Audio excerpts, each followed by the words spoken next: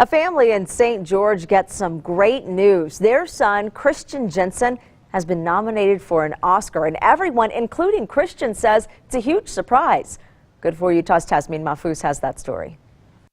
31-year-old Christian Jensen grew up right here in St. George. His father says he always had a passion for filmmaking, and now that passion is paying off. So how are you coming on getting some Oscars tickets for your mom and I? Jim Jensen woke up in the wee hours of January 15th to find out if his son was nominated for an Academy Award. I didn't even wake up for it. I was kind of convinced that I wouldn't be nominated. He was like, so what? What's going on? And I said, you did it. You did it. You got what? And I said, you got a nomination. You're in. Christian was nominated for his documentary short film called White Earth. The plot follows 3 children and an immigrant mother in North Dakota. From their eyes, we see their families work in the oil fields during a harsh winter. My dad is building a pad for the oil fields. All I know is he sits in a bumpy bulldozer all day. Short documentary filmmakers don't necessarily get their top priority for extra tickets.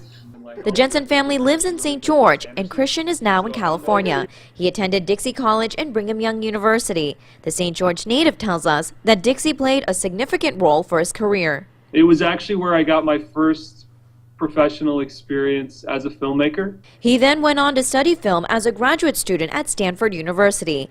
White Earth was Christian's thesis project and took 9 months to plan, shoot, and edit the film. Christian says his dad gave him the idea. Several people from St. George who had moved away, and they were all going up to North Dakota to find work when the housing market crashed, and there was a lot of people who were trying to make ends meet. Shooting the film wasn't easy. The lodging was very expensive up in North Dakota, so he made some arrangements to sleep on a lady's floor, and had him and one of the other people that were filming with him slept on the floor, and she'd come home at 4 in the morning from her job and with her dog and wake him up, and they'd get up and start filming again. And the hard work was worth it. And Christian's resume is just as impressive. He has produced films in Brazil, India, and China, and won plenty of awards. Now with an Oscar nod at hand, he's looking forward to his next project and gives aspiring filmmakers some advice. Anybody can be a filmmaker, which is a good thing, but it also means that it's an extremely competitive environment. And unless you have something extremely